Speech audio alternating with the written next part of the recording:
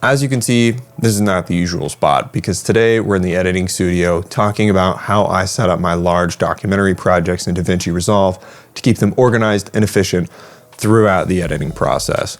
DaVinci Resolve to me is one of the best editing softwares for keeping everything organized. It's a very clean interface, it's very easy to use, and for me it's been really easy to keep everything organized without too much hassle and headache or overhead.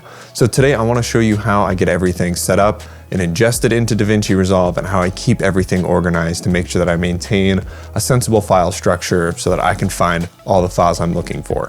We're not going to be talking about how I keep all my files organized and categorized while I'm out filming or on a trip.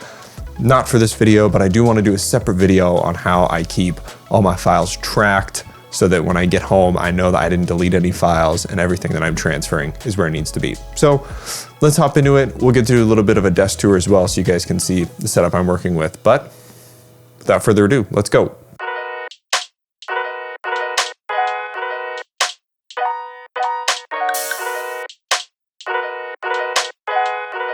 All right, so when you first launch a project, this is generally the page that Resolve will spit you out into, and that is the media page. The media page is a file browser system that allows you to create an internal file structure to DaVinci Resolve. So what you do inside of the media page does not affect the file browser on your system. This area here gives you access to the file browser on your system, but everything down here, this is going to be a custom file structure that you get to create for yourself. So if you end up pulling files from multiple different places, you can organize them all here without affecting where they actually are in your system. So something to keep in mind, if you delete something from down here, you're not deleting it from your system, so you don't have to worry about accidentally deleting something or moving something around and not being able to find it later. It's going to be a non-issue. All right, so when I first come into Resolve, what I like to do is I like to create 4 specific folders. DaVinci doesn't call them folders, they call them bins. The bins I create are in assets, footage and audio, music, and timelines. Assets are essentially like any thumbnails, images, pictures, things like that that are kind of like the peripheries of the video, not the main footage, but like title cards, ending slides, all that stuff. Music, obviously a spot for music. I can add another folder in here for sound effects, anything like that. I like to keep all of my timelines separate. Of course, most important folder, all of your footage and your audio, everything here. So in the name of showing you guys how I do this stuff start to finish, we're gonna create a demo folder and we're gonna ingest some files. All right, so down here, I've got my demo folder. We're gonna open that up, do everything in this.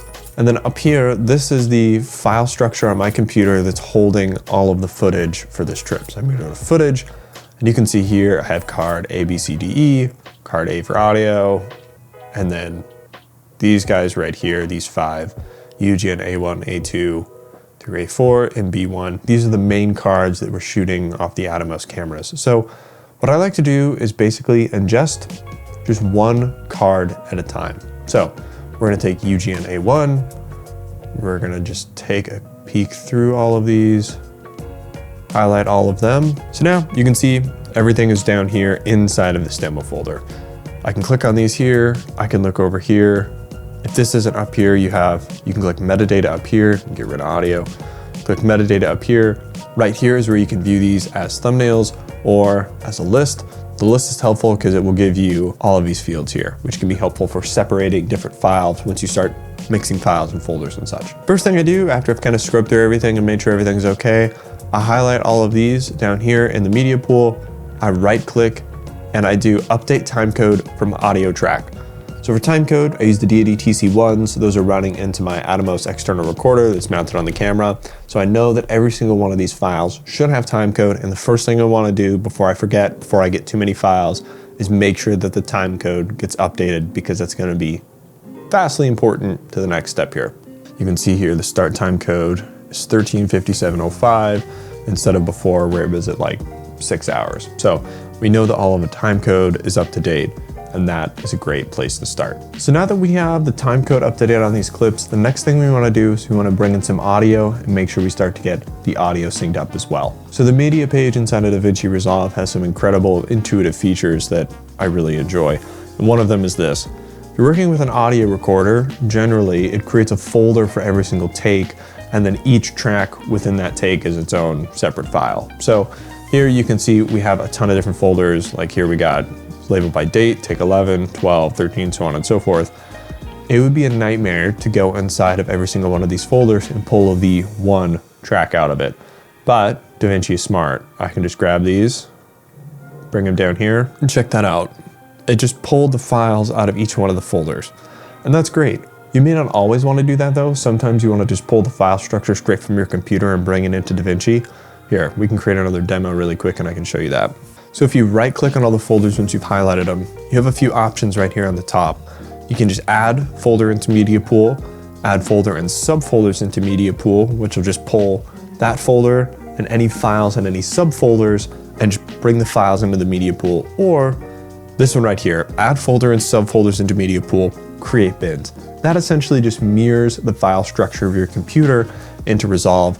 So if we right clicked here, or I'm sorry, left clicked here, inside of demo 2 now, we have the same file structure that we had here. So that can be super helpful if you just want to grab the entire file structure of your computer and pull it into Resolve. All right, so back over here, we've got about 65 audio files, every single audio file from the trip. We have these files from our first card here. We want to get these synced up.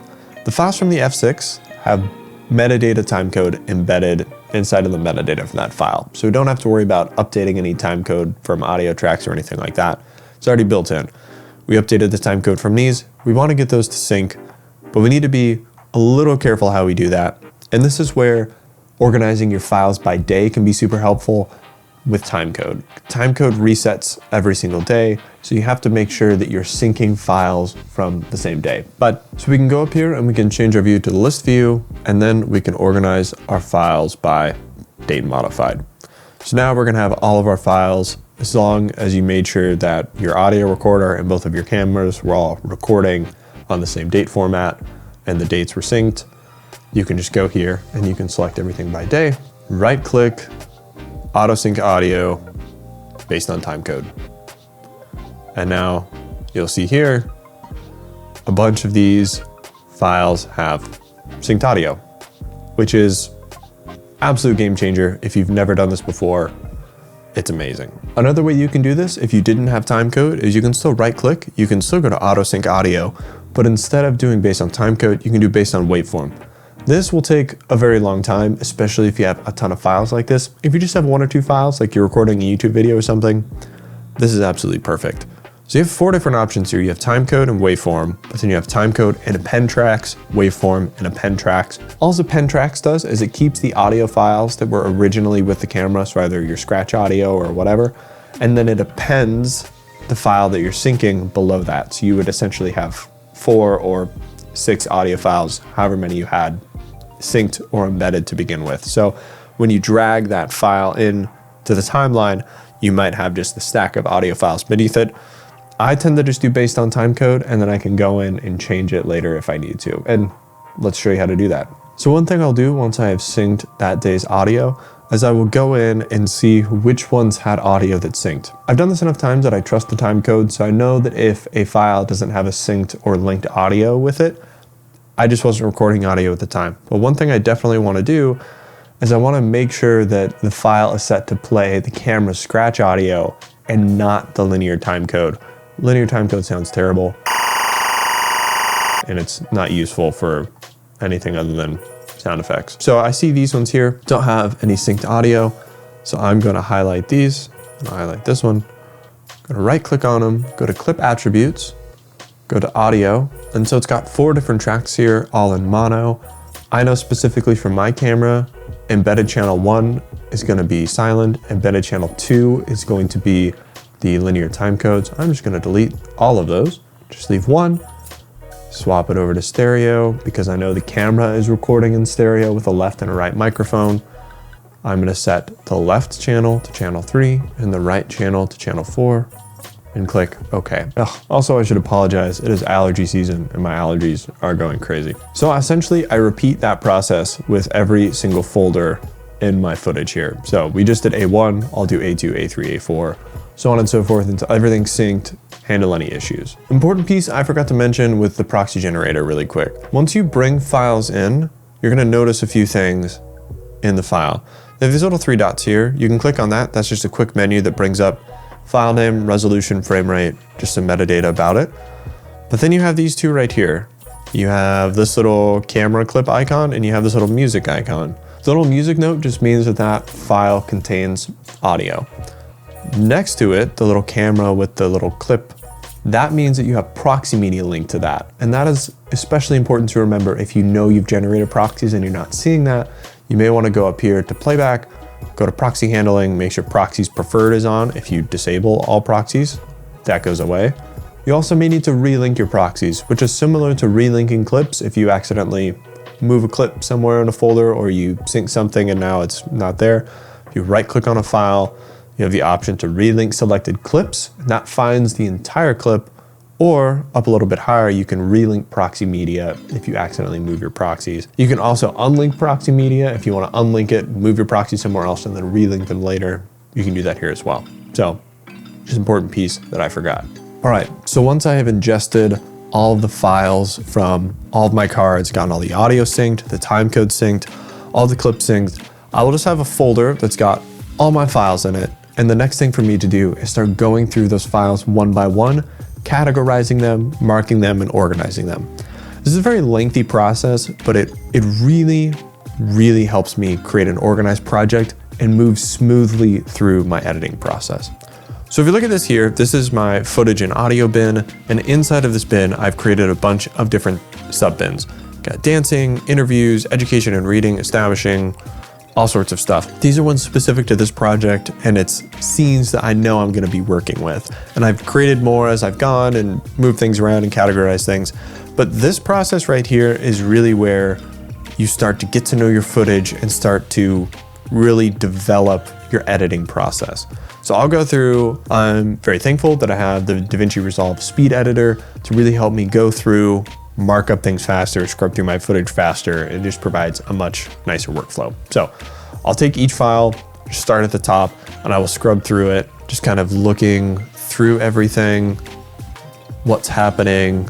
And by pressing M on the keyboard, so if I have like a moment here that maybe I want to mark this moment, if you press M, it creates a mark.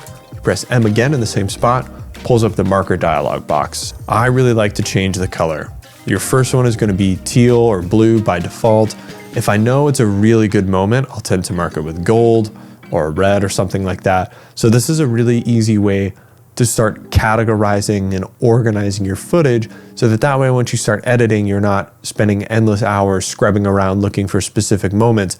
You've kind of already found that. I tend to think that I have a pretty good memory when I shoot things. I can put myself back with the camera in my hands and remember shooting things. But this is just a way to watch through all of my footage at least once. Not watch through, but at least scrub through to kind of get a feel for everything that you have. And then that way, as you're editing, things will just pop into your mind and be like, ooh, I want to go find this clip. It happens to me all the time.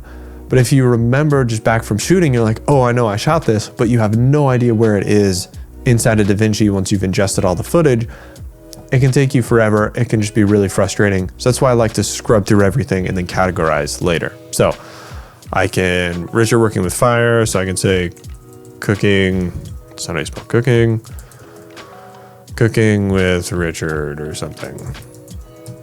I'm gonna mark it red, hit done, and you can see that's here, and markers will get a little dot on them if they have comments. You can highlight over that marker and it will say Richard working with fire or whatever. This is honestly my favorite part of the editing process, especially since, you know, if you've ever edited a project before, you're gonna get some beautiful shots that just aren't gonna make the cut. They're gonna end up on the floor, and that can be kind of sad. But it is really nice to go through and see everything that you've done and just get a really good feel for the project and appreciate all the work you've already put in so far, even though you got a long way to go.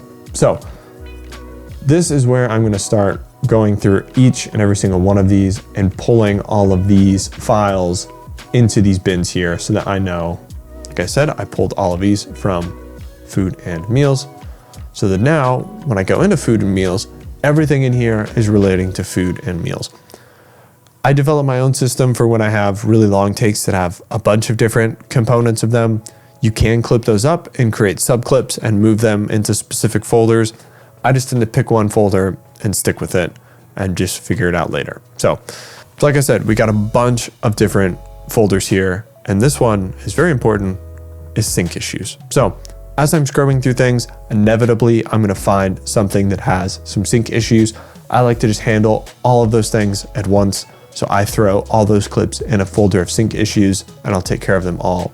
All right, so this is the project that I've been working on. We actually just wrapped up the rough cut of it. Believe it or not, we've only been back for a week. So this has been super enjoyable to work on and really benefited from the very organized file structure that we were able to cultivate earlier. So I'm going to use some of this stuff here to show you guys how I keep everything organized inside the timeline and how I set up the timeline before I even get going, which means we're going to pop over to the FAIRLIGHT page to get everything started. So this is the FAIRLIGHT page. Most people, I would say, don't spend a ton of time here, but this to me is the most important page in all of DaVinci Resolve. Audio is one of the most important aspects of a film. You can have some shaky video, some stuff that's out of focus or maybe blown out, but if your audio is bad, you're in trouble. So spending the time to make sure that everything looks good in your audio page is extremely important. So the first thing I'm gonna do in FAIRLIGHT is I'm gonna go up here, click FAIRLIGHT and click bus format. Quick disclaimer here, I'm not an audio professional.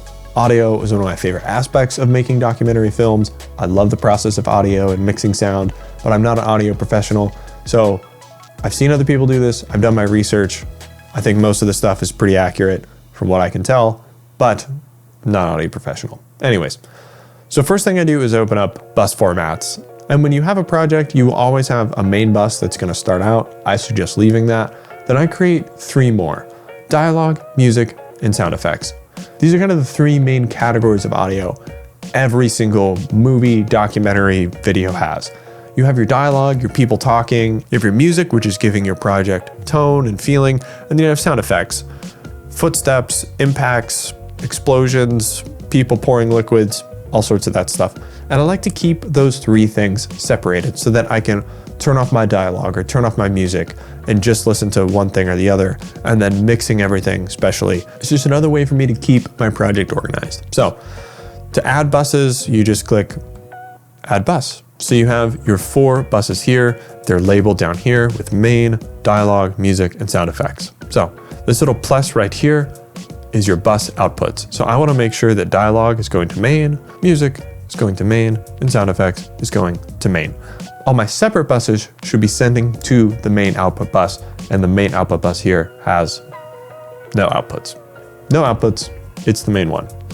Whenever I start with the project, I tend to start with 6 different tracks: 2 sound effects, 2 dialogue, and 2 music. I like to start my sound effects tracks in either audio 1 or audio 2. The reason for that is whenever you pull in a new file from the media pool into your timeline, you're generally dropping it into either track 1 or track 2. And so it's gonna keep the audio in track 1 or track 2 as well. And that's just an easy way for me to keep audios and videos synced. I find it really helpful to label my names of all my tracks just so that I know what is supposed to go where.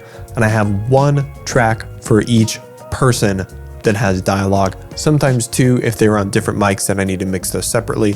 So I have 1 track here for Derek, 1 track here for my buddy Unger. I'm gonna make sure that everything is going into the right buses. So here we have bus outputs again. So here, this is gonna go to sound effects, sound effects. This one is dialogue, so we go to dialogue. Pretty sure I spelled that wrong. Music, music, and music. So that is my process for getting a project set up in DaVinci and making sure that all my files are organized, ingested, and synced properly. DaVinci has been a wonderful program to work with. It's been a breeze. It helps me keep everything organized. At the end of the day, any NLE or any editing software you use is a tool for you to create something. So whatever one allows you to do that best is the one you should be using. And for me, DaVinci speaks into my need to keep everything organized and pedantic. So I love DaVinci. It's been an incredible program. You can download a free version of DaVinci, DaVinci Resolve, on Blackmagic's website. There's a link in the description. I'm using Resolve Studio. It's a one-time like $295 payment. Absolutely worth it if you're doing any sort of editing or working with big projects. There's some differences like being able to edit 4K and some of the neural engine stuff. I absolutely love Resolve. If you got any questions, please link them down in the comments below. Got tons of cool projects from this Africa trip that will be coming out. Hopefully one of them soon, but working on those throughout the summer. So Thanks again for watching. I apologize again for my allergies and the fact that this was an unscripted video. Hope you got some stuff out of it, and we'll see you next time.